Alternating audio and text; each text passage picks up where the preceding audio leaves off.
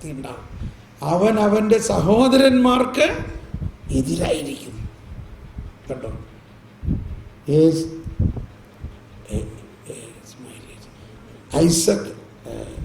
ഇസഹാക്കിനെ കർത്താവിൻ്റെ പ്രത്യേക വരദാനമായ ഇസഹാക്കിനെ സൃഷ്ടിക്കുന്നതിന് മുൻപ് ആരെ സൃഷ്ടിച്ചു?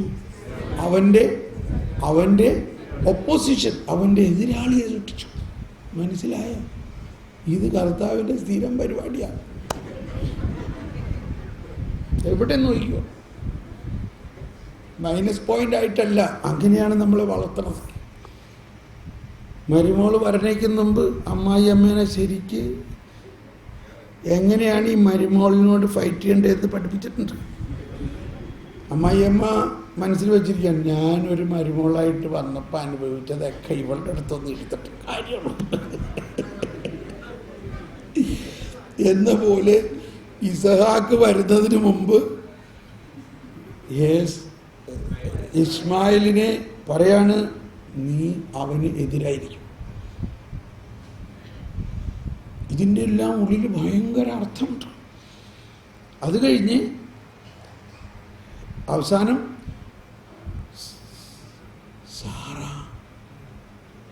കൂടുതൽ വയസ്സായി. സാറായി കൂടുതൽ വയസ്സായി എന്ന് പറഞ്ഞാൽ, ശരിക്കും വയസ്സായി എന്ന് പറഞ്ഞാൽ സ്ത്രീകൾ വയസ്സാവുന്നതിൻ്റെ അടയാളം എന്താ? അവർ മെനോപ്പസിലേക്ക് കടക്കും, അവരുടെ മെനസ്ട്രേഷൻ പീരീഡ് നിലയ്ക്കും.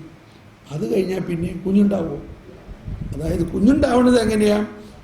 മെനസ്ട്രേഷൻ്റെ കഴിഞ്ഞിട്ട് ഈ ഓവറിയിൽ തുറന്ന ആ ഓവറിയിൽ നിന്ന് അണ്ഡം പുറത്തു വരണം.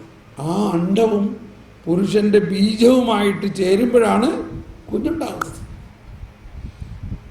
ഇപ്പോൾ മെനസ്ട്രേഷൻ നിലച്ചു കഴിഞ്ഞാൽ പിന്നെ കുഞ്ഞുണ്ടാവുന്ന കാര്യം അസംഭവ്യമാണ്. കാരണം അണ്ഡമില്ല.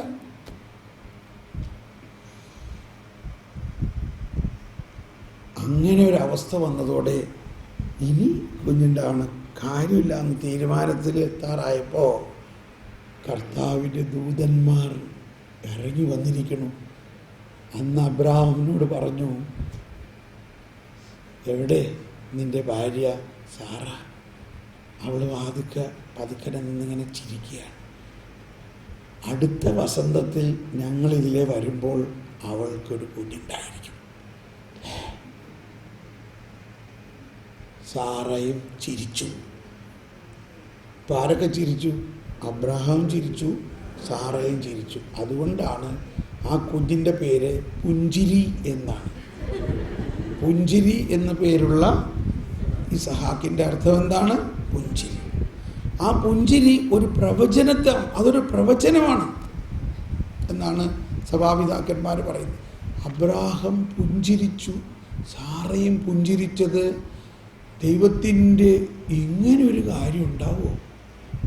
മെനസ്ട്രേഷൻ ഇല്ലാത്ത മെനോപ്പസിലേക്ക് കടന്ന് വന്ധ്യയായിരുന്നു, എന്നാൽ ഒരു പ്രത്യാശയുമില്ലാത്ത ഈ അവസ്ഥയിൽ എങ്ങനെ കുഞ്ഞുണ്ടാവും? അപ്പോൾ എന്തിനാണ് ഇത്രയും നാളും കുഞ്ഞില്ലാതിരുന്നത്? ഇത് ദൈവത്തിൻ്റെ തന്നെ ഇടപെടലിലൂടെ ഉണ്ടാകേണ്ട ഒരു കുഞ്ഞാണ്. അതുകൊണ്ട് ദൈവം ഇവളുടെ പ്രകൃതിദത്തമായ ഈ മാസമുറ അവസാനിക്കുന്നത് വരെ ദൈവം കാത്തിരിക്കുകയായിരുന്നു കുഞ്ഞുണ്ടാകാൻ. ഇത് വിശ്വാസത്തിലൂടെ മാത്രമുള്ള കുഞ്ഞാണ്. അതാണ് വിശ്വാസത്തിൻ്റെ പൊട്ടൻഷ്യാലിറ്റി, വിശ്വാസത്തിൻ്റെ ഫലം. വിശ്വാസത്തിലൂടെ മാത്രം ഫലമുണ്ടാവും. വീണ്ടും നോക്കിയേ, അവളുടെ ഗർഭത്തിൽ എങ്ങനെ കുഞ്ഞുണ്ടായി? അവൾക്ക് മെനസ്ട്രേഷൻ ഇല്ല, അവളുടെ അണ്ഡം വരുന്നില്ല. അണ്ഡമില്ലാതെ ബീജത്തിൽ നിന്ന് എങ്ങനെ കുഞ്ഞുണ്ടാവും? പക്ഷെ ഇവിടെ എന്താ സംഭവിച്ചത്? സാറായി ഗർഭത്തിലേക്ക് അണ്ഡമില്ലാതെ കുഞ്ഞുണ്ടായി. ഏതാണ്ട് ഇതുപോലെ തന്നെയാണ് മറിയത്തിൻ്റെ ഗർഭത്തിൽ ബീജമില്ലാതെ കുഞ്ഞുണ്ടായി. പുരുഷ ബീജമില്ലാതെ എങ്ങനെ കുഞ്ഞുണ്ടാകും? അതാണ് ഈ പുതിയ ഉടമ്പടിയുടെ പ്രത്യേകത. കർത്താവിനെ അന്വേഷിക്കുന്നവരെ, രക്ഷ തേടുന്നവരെ, രക്ഷ മനുഷ്യന്റെ പ്രവർത്തനത്തിൽ നിന്നല്ല വരുന്നത്. ദൈവം സാറായുടെ ഉണങ്ങിയ വരണ്ട ഗർഭത്തിൽ കുഞ്ഞിനെ സൃഷ്ടിച്ച അതുപോലത്തെ അനുഗ്രഹത്തിലൂടെയാണ് രക്ഷ, ദൈവനീതി വരുന്നത്. അതാണ് നിയമത്തിൻ്റെ പാലനത്തിലൂടെ അല്ല, ചട്ടങ്ങളിലൂടെ അല്ല, കരുണയുടെയും വിശ്വാസത്തിൻ്റെയും ഫലമാണത്. നിന്നെ വെട്ടിയെടുത്ത പാറയിലേക്കും നിന്നെ കുഴിച്ചെടുത്ത ഖനിഗർഭത്തിലേക്കും നോക്കുക. ഈ ഖനിഗർഭത്തിൽ, ഉണങ്ങിയ ഈ ഖനിഗർഭത്തിൽ ദൈവത്തിൻ്റെ മാത്രം സൃഷ്ടാവായ ജീവദാതാവായ ദൈവത്തിന് മരുഭൂമിയെ ഏതേൻ തോട്ടമാക്കാൻ പറ്റും. ദൈവത്തിന് അത് പറ്റും. ദൈവത്തിനൊന്നും അസാധ്യമല്ല. അന്ന് സാറായി ചിരിച്ചപ്പോൾ ദൂതന്മാർ അബ്രാഹത്തിനോട് പറഞ്ഞു, കർത്താവിന് എന്തെങ്കിലും അസാധ്യമാണോ? ഉൽപ്പത്തി 14:18. അങ്ങനെ ഇതാ സാറായി ഗർഭം ധരിച്ചിരിക്കുന്നു. അപ്പോൾ മുതൽ പറഞ്ഞു, ഇനി നിന്റെ പേര് സാറായി എന്നല്ല, സാറാണ്. അതായത് അവൾ ഈ ദൈവത്തിൻ്റെ അനുഗ്രഹത്തിലൂടെ ഒരു പുതിയ സൃഷ്ടിയായിരിക്കും.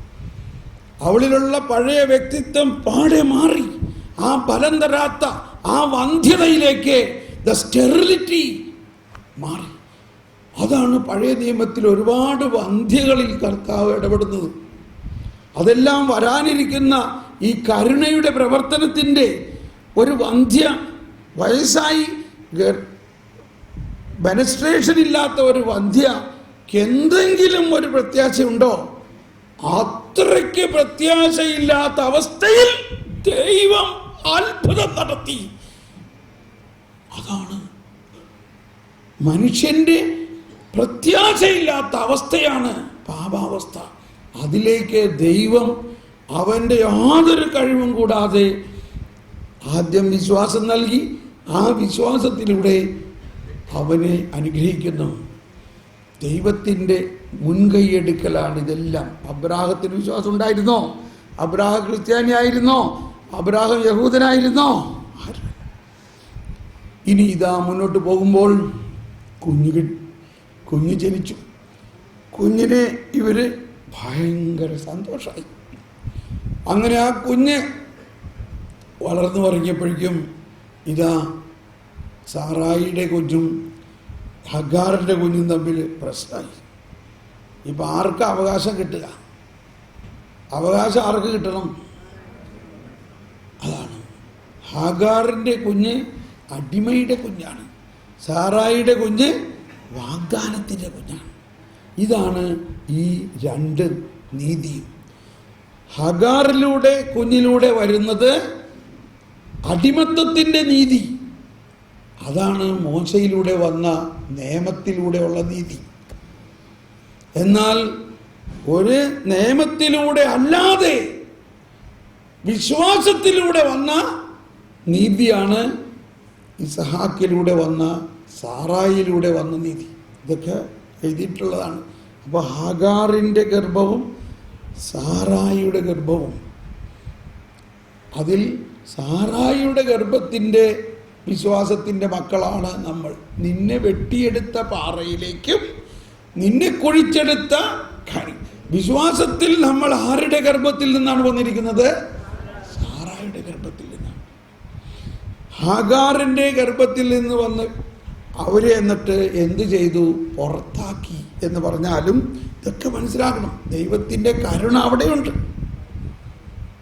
എന്നാൽ ദൈവത്തിന് രക്ഷാകര പദ്ധതി രക്ഷാകര പദ്ധതി ഇസഹാക്കിലൂടെയാണ് നടപ്പാക്കേണ്ടത്. അതുകൊണ്ട് ഇസഹാക്കിൻ്റെ ആ വാഗ്ദാനത്തിൻ്റെ ഉടമ്പടിയുടെ അവകാശിക്ക് കിട്ടണം. അതുകൊണ്ട് കർത്താവ് അരുളി ചെയ്തു, സാറായിയെ, ഹഗാറിനെയും ഇസ്മായിലിനെയും പറഞ്ഞു വിടുക. അബ്രാഹത്തിനെ ഒരു പിതാവ് എന്നുള്ള നിലയിൽ ഏതൊരു പുരുഷൻ്റെയും അവൻ്റെ ആദ്യത്തെ കുഞ്ഞാണ്.